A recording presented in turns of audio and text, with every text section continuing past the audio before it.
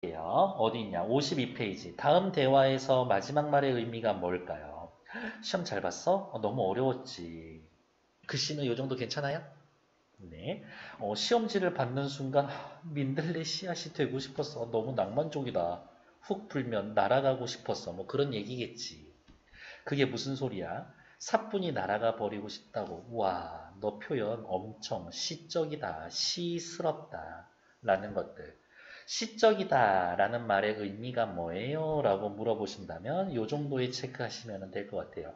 시적이다 라는 말은 밑줄 비유적인 표현을 썼었다. 말하자는 바를 직접 제시하지 않고 다른 것에 함축적으로 표현을 했었다. 함축적이라는 말은요, 그냥 일반적으로 봤을 때 긴 거를 짧게 줄여놨어요 라고 이야기할 수도 있는데, 여기에서의 이야기하는 이 함축적인 것은 어떻게 하나의 뜻뿐이 아니라 다양하게 해석될 수가 있다. 이러한 의미로 받아들이시면 될 것 같아요. 밑에 나와 있는 궁금증 찾기, 됐어, 패스. 다음 페이지. 확인해 볼게요. 서정갈래의 특성에 따른 형상화 방법을 중심으로 작품을 감상합니다. 서정갈래에다가 밑줄. 서정갈래의 제일 대표적인 게 뭐 있어요? 시예요, 시. 그러니까 우리가 기본적으로 해야 할 일은 시의 특징이란 무엇입니까? 라는 거 확인하는 것들. 문학작품의 구성요소와 전체가 유기적 관계. 문학작품은 구성요소와 전체가 유기적 관계. 유기적 관계라는 말은 무슨 말이에요? 뗄래야 뗄 수 없는 관계. 다른 말로 이야기하면 전체를 이루고 있는 그러한 부분들이 어떻게 전체에서 부분을 따로 떼낼 수 없는 분리할 수 없는 구조입니다. 이런 뜻이고 문학작품에서의 구성 요소는요. 책마다 다르기는 하지만 보통은 이렇게 두 가지만 하시면 됩니다. 형식과 내용. 형식과 내용이 잘 연결되어 있습니다. 밑에 거 살펴보도록 할게요. 이 작품을 감상하면서, 내가 너무 빨리 가니? 제 걱정은 하지 않으셔도 돼요. 저는 숨은 쉬면서 수업은 하니까요. 이 소단어는 작품을 감상하면서 서정갈래의 구성 요소들이 유기적으로 결합되는 양상과 서정갈래의 형상화 방법을 이해합니다. 대상을 바라보는 화자의 태도 중요하고요. 시상 전개 방식이라는 거 중요하고 시의 분위기 정서도 중요하고요. 시는 운문이에요. 그래서 운율과 심상. 심상은 뭐예요? 이미지, 시각, 청각, 후각, 촉각, 미각 이런 애들. 작품을 감상합니다. 이 과정에서 작품의 구성 요소들이 유기적 관계를 맺고 있어서 의미를 구성합니다. 자신의 경험을 토대로 삐리리 패스. 밑에 제재 연구. 이 작품은 비 내리는 모습을 절제된 감정과 절제된 시여를 통해 한 폭의 산수화를 보는 듯한 느낌. 산수하면 그림 아닌가? 회화적. 이 시의 특성. 회화적이다. 회화적이다가 무슨 말인데요? 시각적 심상을 많이 사용합니다. 시각적 심상을 많이 사용합니다. 그러면 회화적이라고. 화자가 바라보고 있는 대상을 중심으로 비가 오기 전부터 비가 내리는 과정이 밑줄 시간의 흐름에 따라서 짧고 절제된 감각으로 묘사되어 있다. 묘사되어 있다. 그런데 비가 내리는데 거기에 대해 딱히 감정이 많이 드러나 있진 않거든. 그래서 저는 옆에다가 이렇게 쓸 거예요. 묘사합니다. 하지만 어떻게 감정을 절제하고 있어요. 감정을 절제합니다 라는 말을 또 다르게 뭐라고 표현할 거냐? 이 시의 시적 화자는 이 시의 시적 화자는 관조적 태도를 지니고 있습니다. 이런 이야기 해줄 거예요. 관조적이다. 관조적이다라는 말은 팔짱 끼고 바라보고 있습니다. 특별한 정서를 드러내거나 액션을 취하거나 그렇지 않다고. 밑에 볼게요. 정지용 씨, 패스. 자유시, 서정시예요. 묘사적이고 감각적입니다. 묘사적이다. 다른 말로 시각적이다. 또 다른 말로 회화적이다. 또 다른 말로 시각적 심상 많이 쓰이고 있습니다. 감각적이라는 말 자체가요. 시각, 청각, 후각, 촉각, 미각 이 중에 중심이 되는 애들이 많이 있을 겁니다. 비 내리는 모습에 대해서 이야기를 하죠. 밑줄 긋시다. 비 내리는 풍경을 시간의 흐름에 따라서 간결한 시행과 감각적인 묘사, 감정이 절제되어 있습니다. 선생님 아까 했던 얘기네요. 그럼 우리 옆에다가 또 써야지. 뭐라고? 관조적이다. 감각적 이미지에 대해서 얘기를 해줄 거래요. 감각적 이미지에는 시각, 청각, 후각, 미각, 촉각 등의 이미지가 있는데 우리의 여기에서 느껴지는 자극을 동원해서 화자의 정서가 독자의 머릿속에 특정 이미지로 선명하게 떠오르게 하는 거다. 감각적 이미지 써야 하나요? 네. 그래야 공감을 이끌어낼 수가 있습니다. 직유법 혹시 뭔지 알고 있어요? 직유법.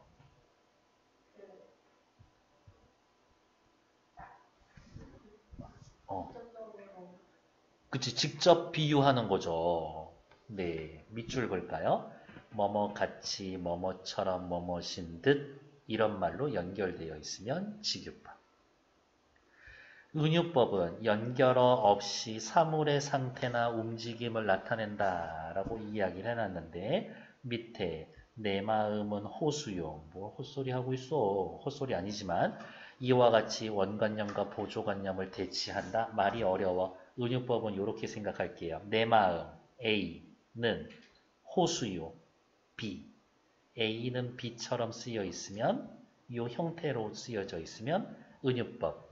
뭐뭐처럼, 뭐뭐같이, 뭐뭐신 듯, 뭐뭐신 양, 지가 뭐라도 되는 양 이러한 말들이 쓰여져 있으면 직유법. 괜찮을까요? 네. 52, 53 두 페이지 읽는데 딱 2분 드릴 거예요. 시작! 너무 작게 해놨다. 그냥 하고 싶은 얘기는 이거예요. 옆에 막 설명 엄청 많이 쓰여져 있지만 시 본문만 떨렁 갖다 놓으면 엄청 깔끔하다고 절제되어 있어요. 이런 표현을 쓰고 싶어서. 자, 시 본문 들어가기 전에 오른쪽 먼저 살펴보면서 시작할게요. 시상 전개 과정. 하지만 우리 이미 알고 있습니다. 이 시는 시간의 흐름에 따라서 시상 전개되는 거 알고 있거든요. 시니까 운율 요소, 심상 구성 요소 찾을 거예요. 이 시에서 운율 형성 요소 찾으세요라고 하면 어렵게 생각하지 맙시다. 뭐든 간에 반복되는 거 있으면 찾아서 이렇게 얘기해 주면 돼요. 무엇의 반복을 통해 운율을 형성하고 있다. 그런 말. 그럼 우리가 해야 할 일은 뭐예요? 반복되는 말을 찾으면 되지. 다음 밑에 볼게요. 비가 내리는 과정에 따른 시상전개. 비가 내리기 직전 먹구름이 끼고 바람이 붑니다. 먹구름이 끼니까 어두워지겠지. 바람이 불어오는데 비가 오는 바람은 어때요? 약간 시원한 느낌을 줄 거예요. 다음 떨어지기 시작하는 빗방울. 갑자기 한꺼번에 확 떨어지지는 않을 거예요. 그냥 툭툭툭툭툭툭 비가 떨어지고 있겠지. 그러한 빗물이 계속 모이면 가볍게 흘러갈 겁니다.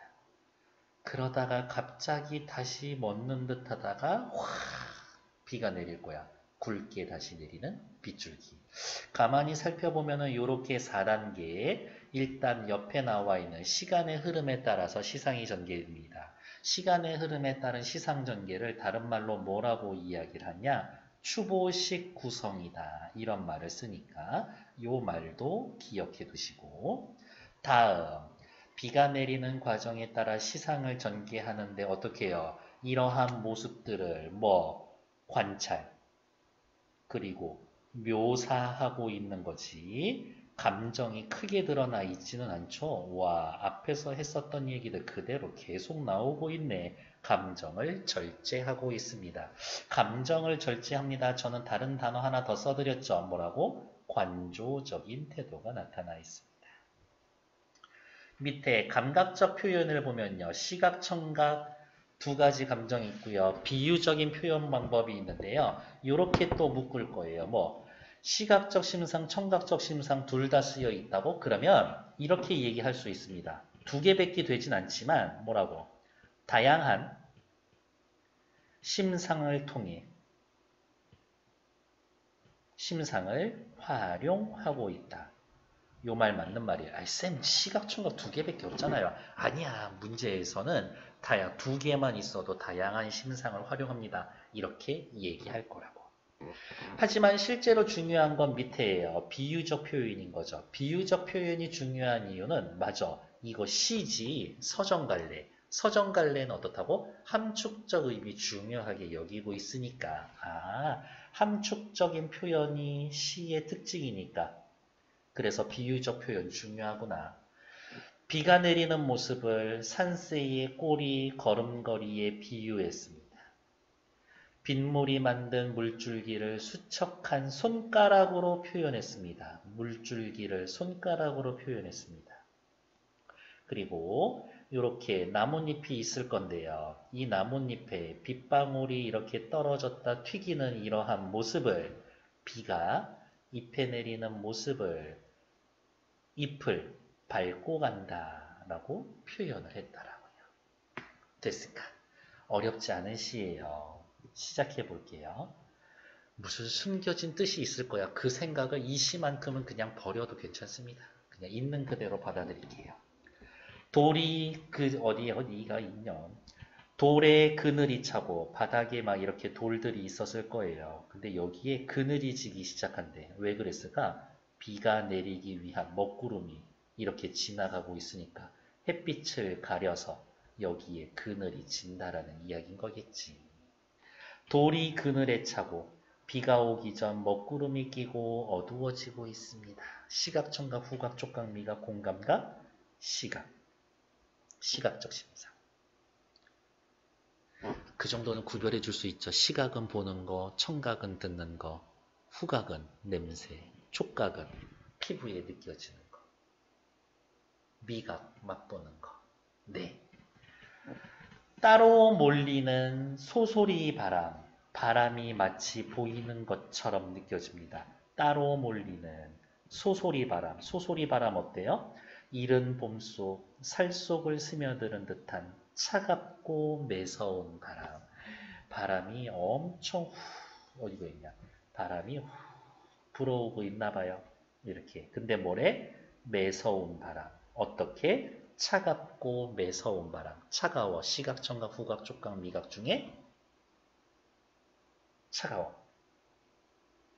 촉각. 옆에다 또 쓸게요. 촉각. 비 내리기 직전의 모습. 비가 내릴 겁니다. 근데 빗방울이 동시에 훅 떨어져? 그렇지는 않죠. 따로따로 떨어지잖아요. 그거를 빗방울이 앞서거니 뒤서거니 앞서거니 뒤서거니 이렇게 떨어진다고 표현해 주는 거지. 앞서거니 뒤서거니 꼬리를 치날리며 세우고 세상에 뭐예요? 비가 내리는데 그 비에 꼬리가 있다라고 표현해 준 거겠네. 이렇게 생각할 수도 있지 않을까? 산새들이 있었는데 비가 내리니까 앞서거니 뒤서거니 자기 집으로 돌아갑니다. 이것도 괜찮아. 비가 앞서거니 빗방울이 앞서거니 내립니다. 이것도 괜찮고. 옆에 볼게요. 앞서거니 뒤서거니 빗방울이 떨어지는 모습. 비를 피해 앞다투어 도망가는 산새의 모습. 두 가지 의미로 해석됩니다. 아이 쌤 같은 단어인데 같은 구절이 왜 두 개로 해석이 돼요? 이런 게 바로 함축성인 거지. 시에 있어서. 꼬리를 치날리며 세우고 비한테 꼬리가 있대요. 비는 꼬리가 있나? 없지. 꼬리가 있는 거는 누구? 새들이나 짐승들. 비는 살아있지 않은데 새나 짐승, 살아있는 생명의 표현했죠. 빗방울이 떨어지며 튀어오르는 모습을 시각화했습니다. 일단 시각적 심상. 빗방울을 새의 꼬리에 비유했습니다. 화류법 동그라미. 화류법이 뭐예요? 라고 물어보신다면 생명이 없는 것을 마치 생명이 있는 것처럼 표현한 것. 그게 화류법. 화류법도 기본적으로는 비유법에 들어가게 되어 있습니다. 다음 산새의 모습이라고 본다면 꼬리를 지켜 세우고 바쁘게 가는 새의 모습을 시각해 했습니다. 결국엔 이 시를 뭐라고 비가 내리는 거냐 혹은 산새에 비유한 거냐 두 가지로 해석이 될 수가 있습니다. 시의 함축성 때문에 거기까지 하고 끝. 종종 다리 까칠한 산새의 걸음걸이. 여기에서도 이 산새의 걸음걸이라고 표현했지만 얘도 빗방울이라고 표현할 수도 있고 어떻게 대놓고 산새라고 표현할 수도 있고 그러니까 두 가지로 다 해석이 되네요 라고.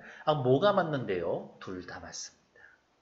산새가 걸어가고 있습니다. 빗방울이 점차 세차게 떨어지고 있는 모습. 빗방울이 떨어진다. 빗방울을 산새에 비유했다라고 하면 화류법.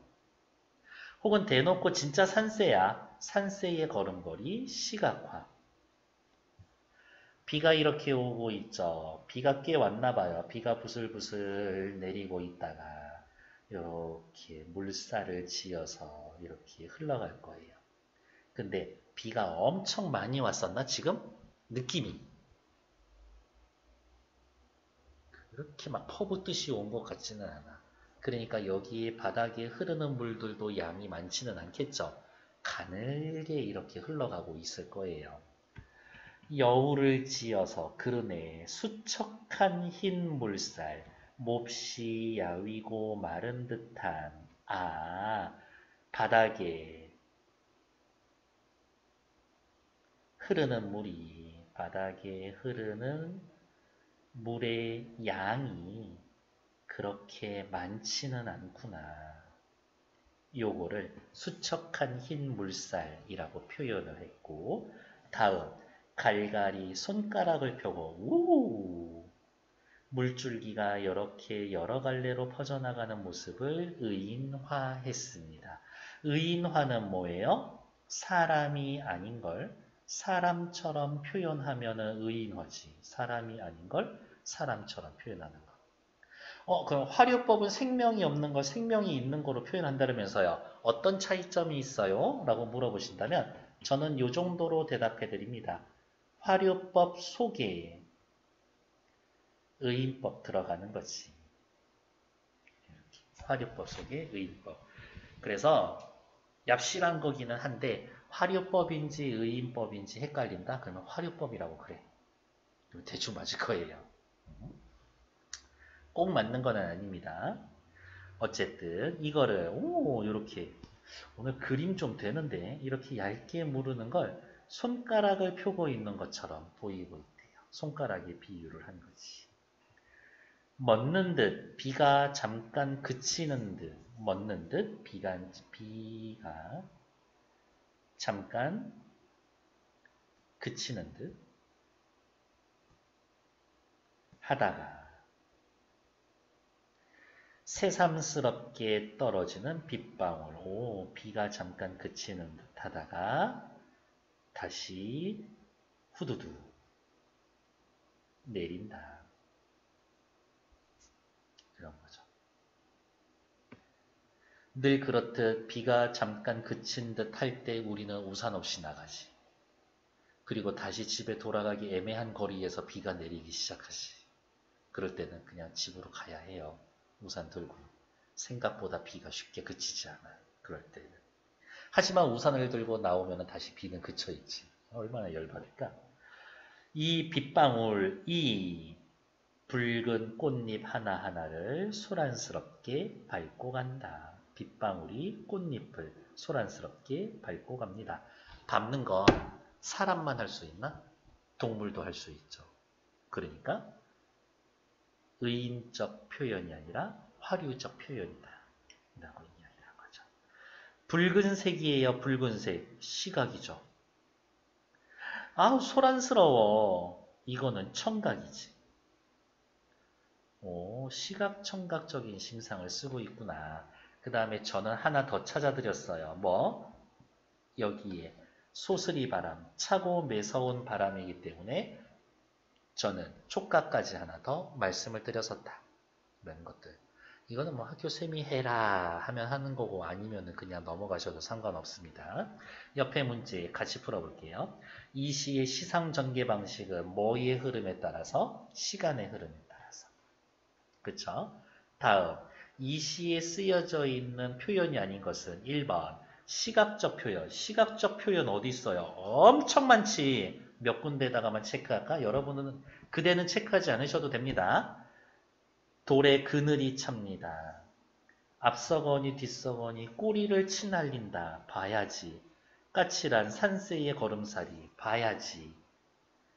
여우를 지어서 가는 수척한 물살이 있습니다. 봐야지. 손가락 펴는 거 봐야죠. 붉은 꽃잎 봐야지. 시각적 심상 쓰여져 있죠. 2번. 청각적 심상이 있어요. 여기 있네. 소란스러워. 청각 있죠? 3번. 직유적 표현. 우리 직유적 표현 그냥 확인하는 김에 써봅시다. 직유적 표현 우리 옆에다가 뭐 써야 돼요? 뭐뭐처럼.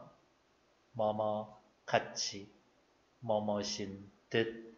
뭐뭐신 양. 이런 말 있어요? 눈 씻고 찾아봐도 없어요. 3번.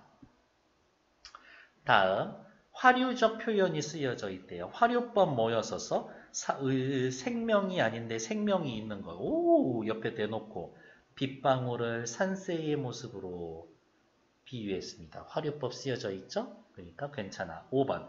반복 있어요? 반복? 놓치기 쉽지만 여기 있죠. 갈갈이. 따지면 이것도 반복입니다. 붉은 잎. 얘도 반복이지. 그러니까 반복이 있어. 그러면 놓치기 전에 써야 되겠네. 잎이라는 말을 여기요. 잎이라는 말을 뭐 반복하고 있다. 반복하면 뭐 생긴다고?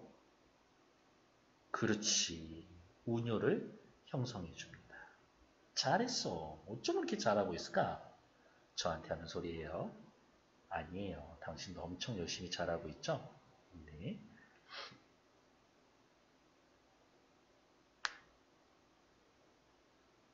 됐습니다.